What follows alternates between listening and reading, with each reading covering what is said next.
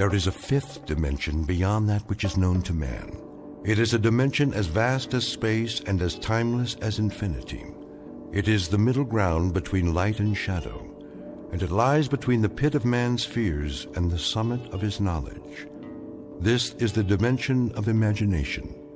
It is an area which we call the Twilight Zone.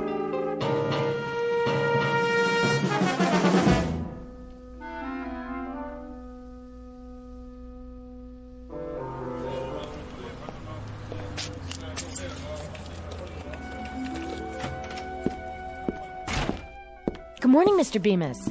Oh, hello, Cheryl. How are you today? Fine, just fine. You're on time, I see. I was getting worried. Were you? I thought you'd be here already. Well, normally I would be before Mr. Carsville notices. Had a bit of a delay, though. What happened? Well, I decided to stop by the library on the way. A few books, to return. But they've changed the hours. They have? Yes. Do you believe it?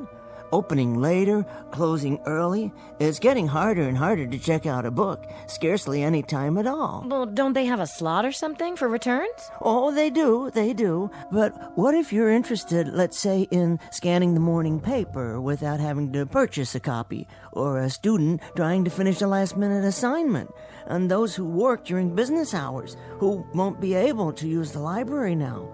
The right to read is slipping away, and no one seems to care. Oh, here he comes. Get ready. Well, as ready as I'll ever be. Morning, Mr. Carsville. Morning, Miss Anderson. Bemis. Good morning, sir. Glad you decided to join us. Better late than never, I always say. 7 minutes to go. Let's open the bank on time today, shall we? Yes, sir. Scrooge. What? The boss in A Christmas Carol? Doesn't Mr. Carsville remind you the least bit of Ebenezer Scrooge? Well, I don't think I've read it. Really?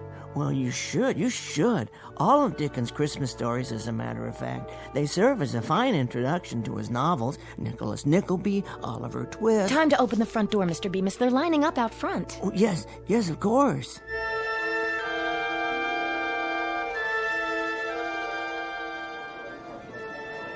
Thank you, Mr. Williams. Thanks, Cheryl. You've been very helpful. Have a nice day. Marvelous. Yes, indeed. Well? Oh, hello, Mrs. Chesters. Nice to see you. Is this window open or not? What? Oh, of course it is. Sorry. I'd like to make a withdrawal. Certainly. For how much? There's the slip right in front of you. Can't you see? Yes, I see it now.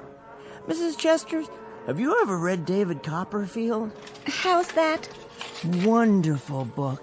Here's this poor little fellow whose father has passed on, and his mother has remarried a miserable man named Murdstone. Can you believe that name?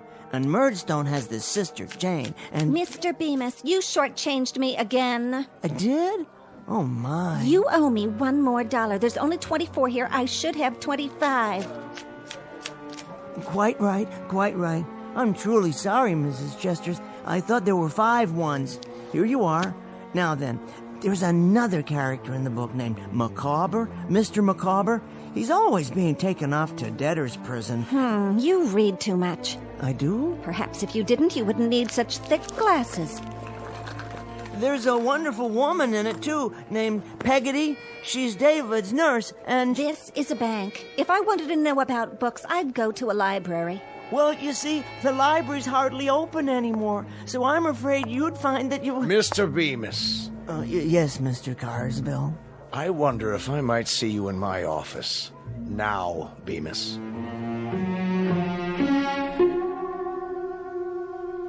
The time is the day after tomorrow.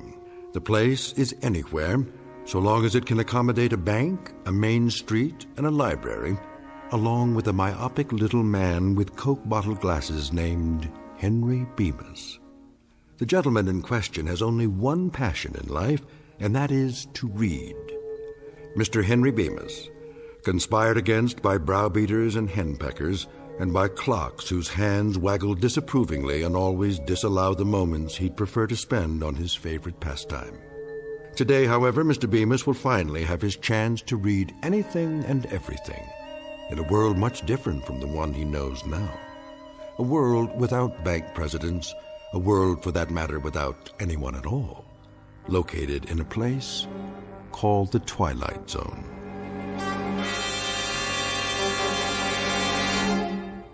And now, The Twilight Zone and our story, Time Enough at Last, starring Tim Kazurinsky, with Stacy Keach as your narrator.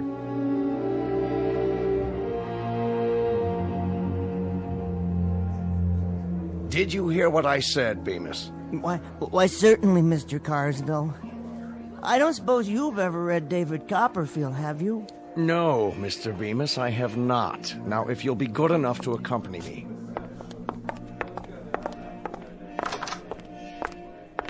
Now, Bemis. Yes, sir? I shall come to the point of this interview. I shall arrive in the following manner. What constitutes an efficient member of this organization? Viz., a bank teller who knows his job and performs it, i.e., an organization man who functions within an organization. An outstanding book. What? The Organization Man by William H. White. I read it, a number of years ago. Mr. Bemis, I'm attempting to point out that you do not function well within the organization. You are neither an efficient bank teller nor a proficient employee. Instead, Bemis, you are a reader. So I am... A reader of books, of magazines, periodicals, newspapers, pamphlets, brochures, catalogs, advertisements, tracts. And chapbooks and broadsides and instruction manuals. Oh, all sorts of things.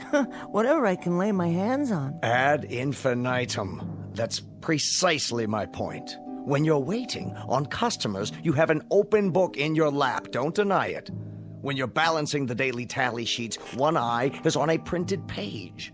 I see you going into the vault downstairs during your lunch hour, book in hand. Well, sir, with all due respect, it was my understanding that when I'm off the clock, my time is my own, in a manner of speaking. Indeed it is. A very important point. Do you know how I became the man I am, Bemis? Let me see, no. No, I don't. I was a teller once myself. Hard to believe, I know. A good teller, I'm proud to say, became what I am today because I spent my lunch hour in the following manner. 5 minutes for a sandwich, 2 minutes milk, 1 minute cookie, then 52 minutes spent studying. And do you know what I studied, Bemis? I can't say that I do. Finance and banking. Is that so? On your lunch hour? My. I practiced adding up figures, subtracting, dividing, compounding interest, and, after 21 years passing through the ranks, do you know how I wound up? Well... I wound up as president of the bank. So you did. Ultimatum, Mr. Bemis. You will henceforth devote your time to your job. And that means forget about reading, or you'll find yourself outdoors on a park bench reading from morning to night for want of a job. Do I make myself perfectly clear? Oh, yes, quite. Good. It's just that... Just that what, Bemis? Make it quick and then get back to your teller's cage. It's, well, my wife. What about your wife? I think she's taken up yoga. Now see here. She must have, or some similar form of self-denial.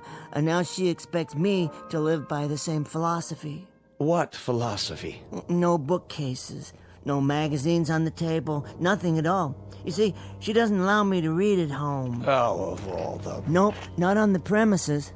When I come home at night and pick up the evening paper, she yanks it out of my hand before I have a chance to open it. And then after dinner, when I try to look at a magazine, to relax, you understand, she's already hidden them away somewhere. It's gotten so bad that I find myself reading the labels on condiment bottles at the dinner table. Now she won't even let me use catsup. Unasked, let me give you my reaction to all this. Oh, please, please. Your wife sounds like an amazingly bright woman. Helen? Well, she is intelligent, but... To see the problem and zero in on it like that. Problem, you say? Your compulsive reading.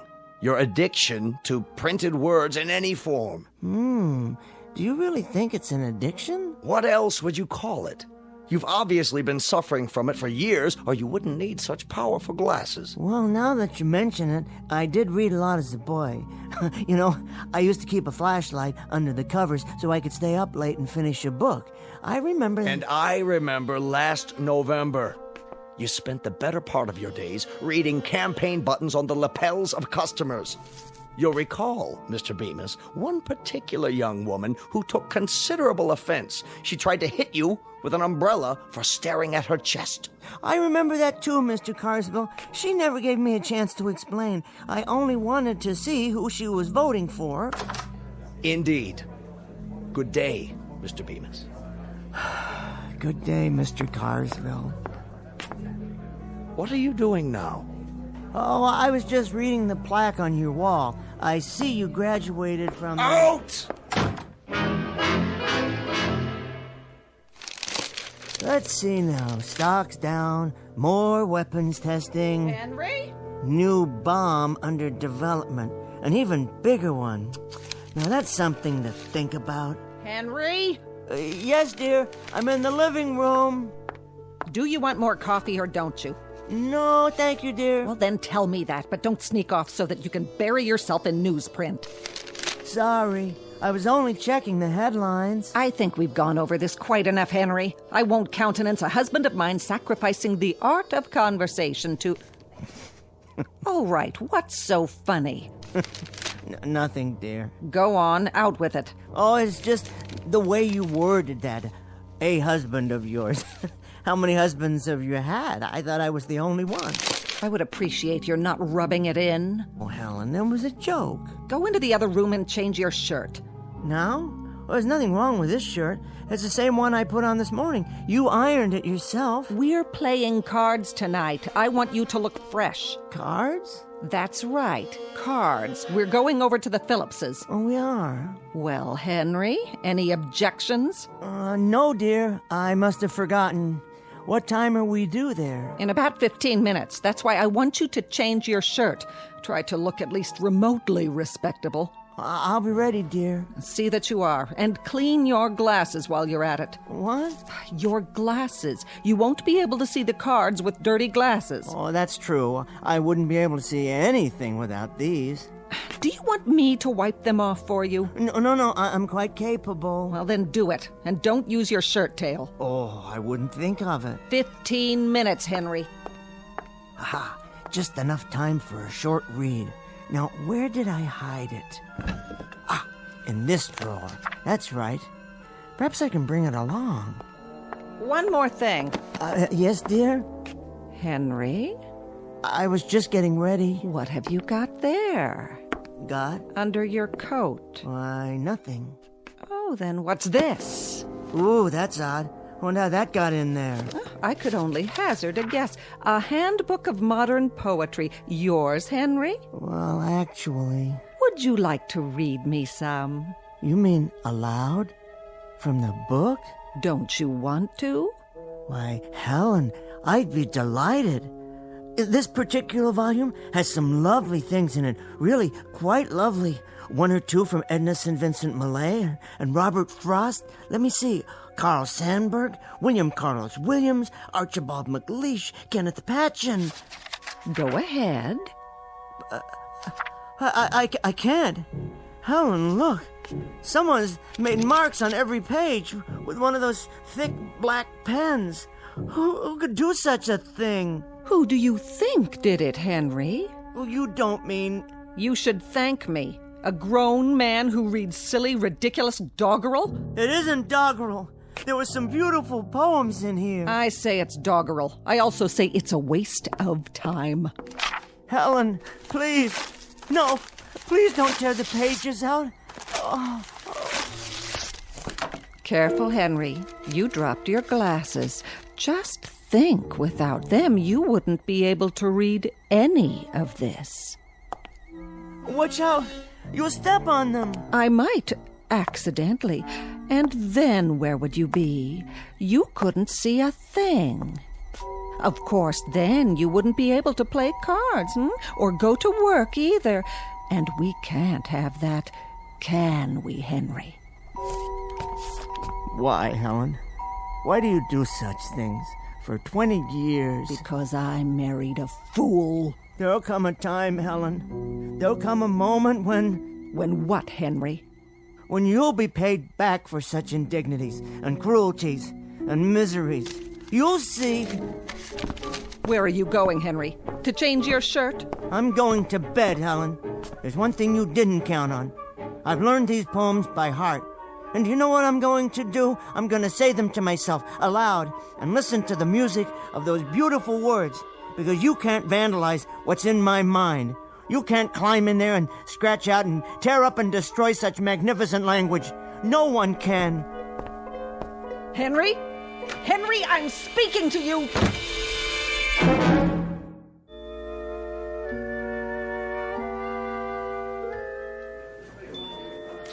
90, 95, 100. Thank you, Mr. Miller. Thank you, Mr. Bemis. Always a pleasure. Next. I'd like to put this in my checking account. Of course, if you'll kindly fill out a deposit slip. Okay, I'll step aside.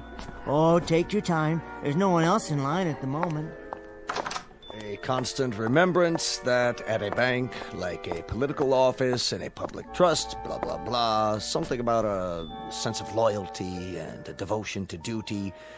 These are the things that make a bank great. They are of the essence, or some such. With them, an institution like ours will remain strong. Everything all right in there, Cheryl?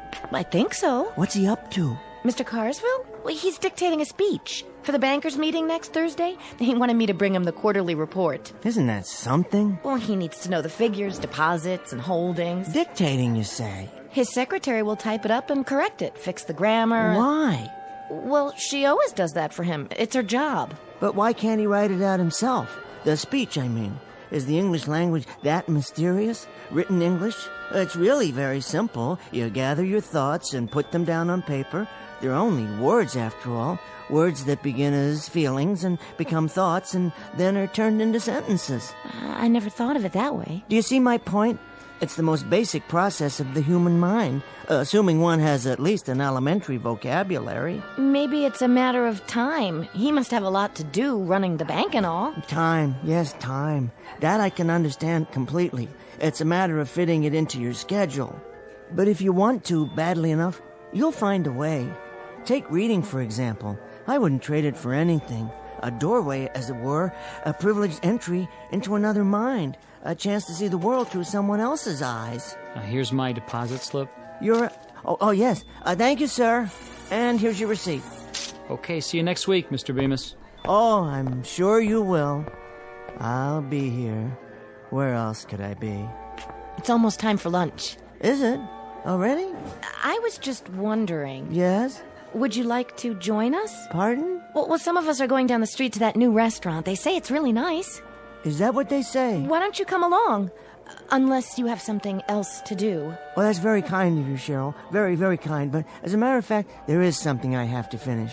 I understand. Good, that's good, because, you see, I love Joyce. Oh, does she work near here?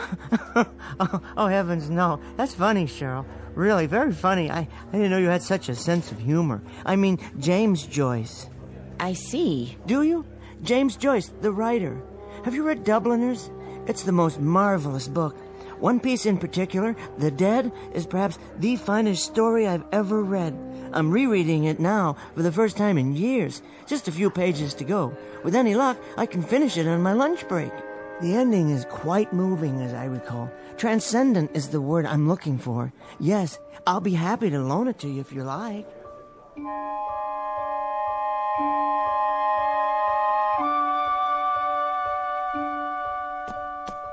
Oh, here we are.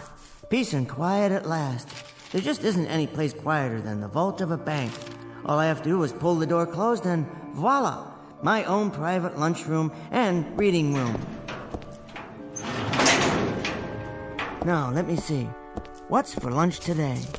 Sandwich, apple, something to drink. What more does a man need? A jug of wine, a book of verse, well, a thermos of coffee at least, the morning paper, and my book. Where was I? The scene at the Christmas party. A house in Dublin. It's snowing and... Oh, wait, better check the time. 12:17 by my watch. Exactly 43 minutes to finish The Dead. After a quick scan of the front page of the paper. New bomb would mean total destruction, says scientist. Oh my, here's hoping they never have to use it. What in the world?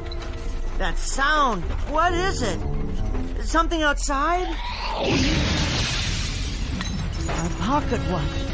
The crystal's broken. Not in my glasses, thank the Lord.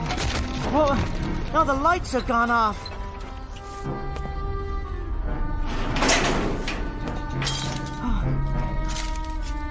Hello?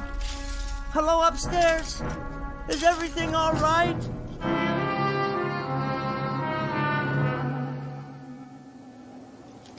It's all smashed. Ruined. There's money everywhere. Will you look at that? Ladies and gentlemen. Mr. Carsville? A constant remembrance that at a bank, like a political office in a public trust, Are you in here, sir? what matters is a sense of loyalty and devotion to duty. Mr. Carsville? So in conclusion, etc., that's my speech for the Thursday night banquet, Miss Jackson, with revisions. Would you type that up in triplicate for me? Type that up in triplicate for me. Type that up in triplicate. Type that up in triplicate for me. That's only the dictation recorder. Mr. Carsville's phone. I don't suppose it still works. No dial tone. Nothing. Helen. Helen! The inside of the phone is burned to a crisp, as if it melted. What's happened here? Why, there's no longer any window or wall, just a huge hole. Cheryl?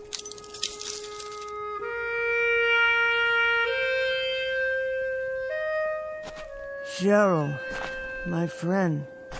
You were my friend, weren't you? My only friend. And now you're gone, too. It's all gone. This block, the entire city, it's nothing but rubble, as far as the eye can see. It's a nightmare. That's all it is. I fell asleep downstairs, and I'm dreaming. I'll wake up any minute and have a good laugh. Any minute now. As if this were the last car, the last one on the street that hasn't burned. It's impossible. It isn't real. It can't be. It feels real enough. It certainly does. I wonder if it still runs. Can I get home? See if Helen's alive? Someone's left the key in the ignition. Now I know I'm dreaming. Come on. Come on. Oh, what's the use? There's nowhere to drive. The street's impossible. It's nothing but one enormous crater, it looks like, beyond the park. Hello? Hello? Is anybody there? Anybody at all? I can't be the only one left, can I? They're all dead. They must be. Everybody's dead, except me. I'm all right, but why am I all right? I was right in the middle of the vault. I was in the vault. The walls are 18 inches thick down there. That's why I'm alive, because I was down inside the vault. The thing of it is, though, I'm not at all sure I want to be alive, to be totally alone. They did it. They actually did it. Some damn fool used the bomb after all.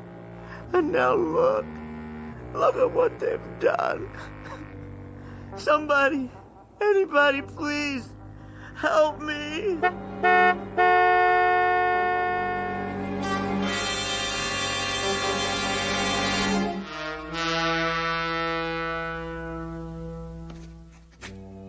I am born.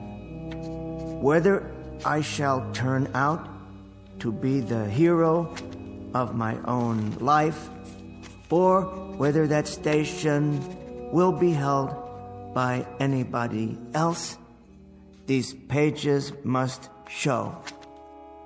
To begin my life with the beginning of my life after the great conflagration.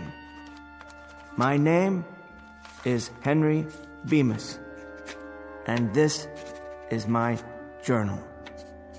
I'm not a writer, but someone must do this to leave a record for the future, if there is a future.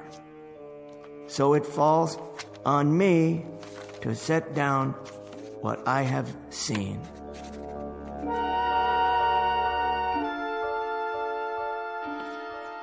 Day 2, as far as I can tell, the city is without life. After sleeping through the night in an abandoned furniture store, I awoke and went in search of food. The markets in the area are fully stocked. The canned goods appear to be undamaged.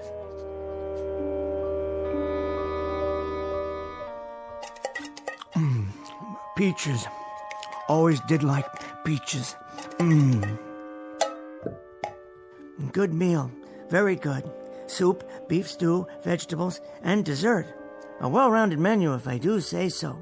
Something from each of the food groups. Well, almost. That leaves approximately 900 cans in this market alone. At least I won't starve to death. It'll last for a few years. All the food one man can eat, and then some. Have to remember to carry a can opener. Time to go shopping.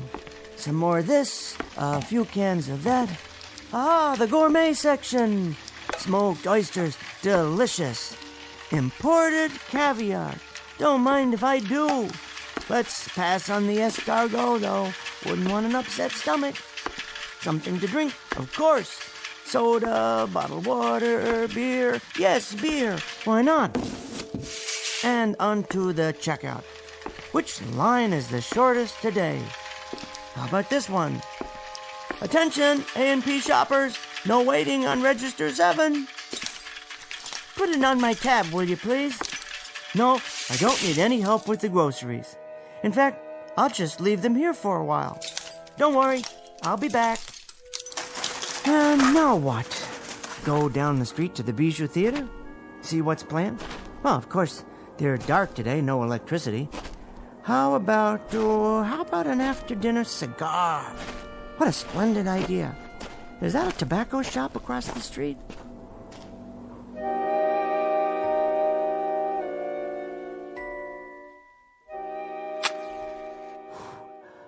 Wonderful cigar. Finest imported leaf. Rich, full-bodied.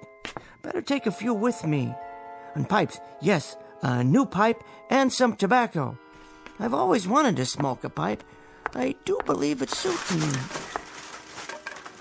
Next stop, the post office. No, laundromat. A jeweler's. I suppose I could pick up a new watch, but I wouldn't know what time to set it.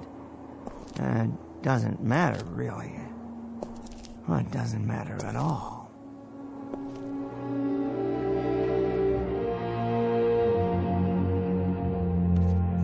I was happy to find a newsstand on the corner. By some miracle, not all of it had burned or blown away. There was one copy of the New York Times. All the news that's fit to print. I realized then that there would never be another edition.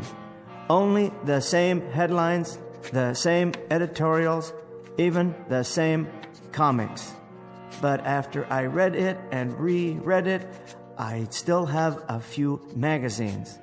I decided to remember this place.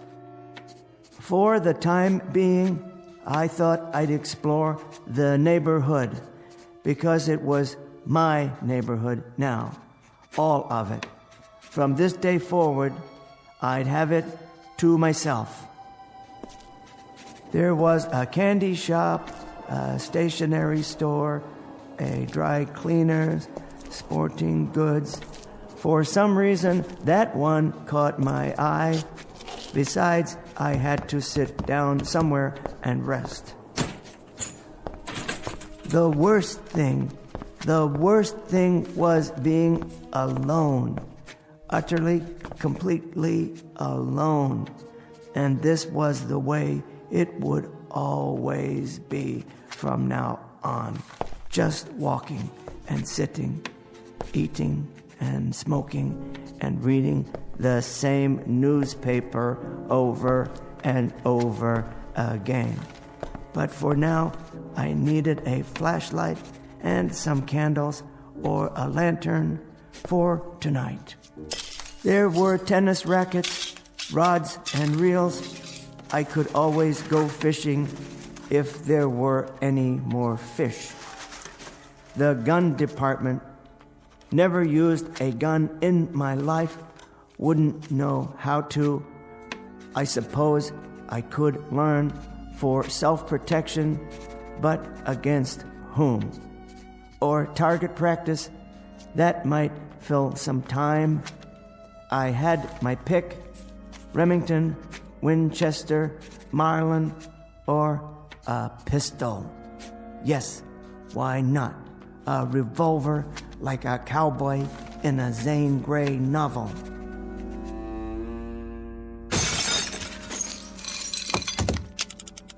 It felt strangely heavy but balanced, as if it belonged in my hand. Without thinking, I began to load it. And then something came over me, settling on my shoulders like a great weight. The sadness of it all, the pity, the loneliness, and the sheer, utter waste. I thought, what does it matter now? What does it matter? Who will know? Who will care? It doesn't matter one bit. So I raised the gun and looked at it. How well made it was, finely machined, polished to a bright silver shine, and so carefully balanced the way it rested in my hand.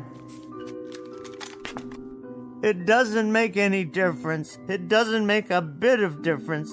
This is perfectly all right. I mean, this is solitude. I should be grateful. I've never had much of that. I've got things to occupy my time. I've got enough food. I'm really extremely fortunate. If it weren't for the loneliness, the sameness, if there were just something else, someone, I'm sure I could be forgiven for this, the way things are now. I put it to my head and cocked the hammer. If there is a God, surely I'll be forgiven. And then I saw it. Wait, what's that? I could see the entire next block through the hole in the wall. And there it was. I adjusted my glasses and read the sign from here. Public Library!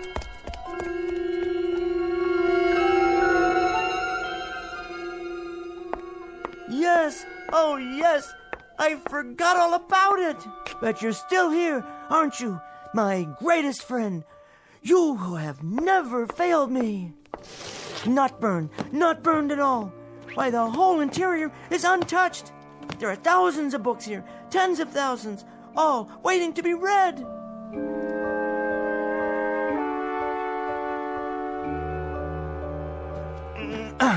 Collected works of Shakespeare, complete works of Dickens, collected plays of George Bernard Shaw, poems of Browning, Shelley, Keats, great dramas of the world, books, all the books I need, all the books I want or have ever wanted. Poetry, fiction, history, it's all here. And now my journal ends because I have things to do. It doesn't matter whether I write it down or not. All I have thought and felt has already been said by the great writers, the poets and philosophers, the historians of times past. I know that nothing is new, nothing is ever lost, so long as there are books. In the midst of this catastrophe, I have been reborn. Now, this pile is January, and that one over there, February, March, April, May, this year, next year, the year after that, without end. I think I'll begin with biographies, then short story collections, and move into the great novels. I'll vary them by subject matter. Science fiction in the spring, Wells and Asimov, Bradbury and Clark, Sturgeon and Le Guin, and Philip K. Dick. And then some whodunits for the long nights. Agatha Christie and Patricia Highsmith and Sue Grafton. And the best part, the very best part, is that there's time now. There's all the time I need, all the time I want. There's time enough at last. Where to start? What a foolish concern. I believe it was Charles Fort who said, when measuring a circle, begin anywhere. I feel like a kid in a candy store. So many wonders laid out before me, all of them indescribably delicious. My glasses! Where? They're broken. Completely shattered. I'll never be able to put them together again. It isn't fair. It isn't fair at all. There was time now. There was finally time. Plenty of time. All the time in the world. It isn't fair. It isn't fair. No, it isn't fair.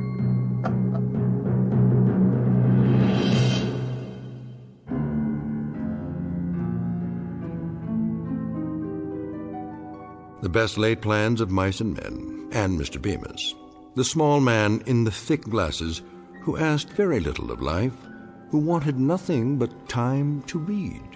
Only a moment out of an eon of moments, a mere instant out of eternity.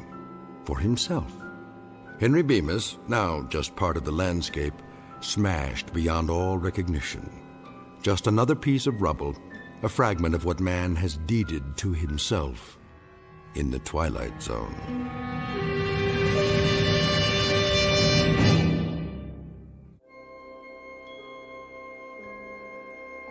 Hi, this is Carl Amari, producer of the Twilight Zone radio dramas. I'd like to take a moment to tell you about our official website at twilightzoneradio.com, where you'll get the latest news and information on these Twilight Zone radio dramas. Plus, at twilightzoneradio.com, you can digitally download 3 free episodes or any of our episodes for only $1.95 each. In this age of ever-changing technology, we've decided to make these episodes instantly available to you by making the Twilight Zone radio dramas a digital download-only series. This means that this series will no longer be offered on CD. The CD collections at our website are now being offered while supplies last at buy one, get one free. So be sure to get your favorites before they're sold out. Be sure to visit us often, and I'll see you in the zone.